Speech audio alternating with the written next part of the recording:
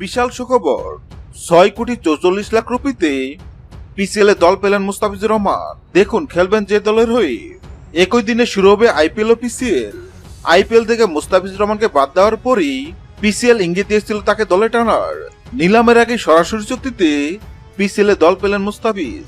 Press বিজ্ঞপ্তিতে জানানো হয়েছে, পাকিস্তান সুপার লিগের অন্যতম সফল ফ্র্যাঞ্চাইজি লাহোর কালান্দার্স গর্বের সঙ্গে ঘোষণা করেছেন যে বাংলাদেশের তারকা পেসার মুস্তাফিজুর রহমানকে সরাসরি সাইনিং এ দল অন্তর্ভুক্ত করা হয়েছে। মুস্তাফিজুর রহমানকে কালান্দার্স 2016 এবং 2018 সালে অন্তর্ভুক্ত করেছিল।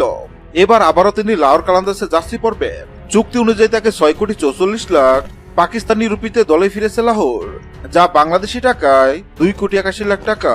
লাহোর কালান্দার সামাজিক যোগাযোগ মাধ্যমে বার্তা দিয়ে জানিয়েছেন, আমাদের বাংলাদেশি ভাই মুস্তাফিজুর রহমান, তাকে 2016 সালে 2018 সালেও আমাদের দলে নেওয়া হয়েছিল।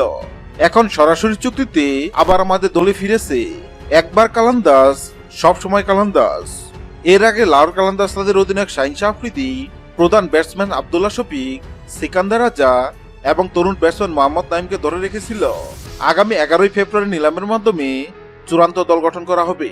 হ্যাঁ দর্শক, যদি ভিডিওটি ভালো লাগে লাইক দিবেন এবং সাবস্ক্রাইব আমাদের চ্যানেলের সঙ্গে থাকবেন। ভিডিওটি দেখার জন্য আপনাকে অসংখ্য ধন্যবাদ।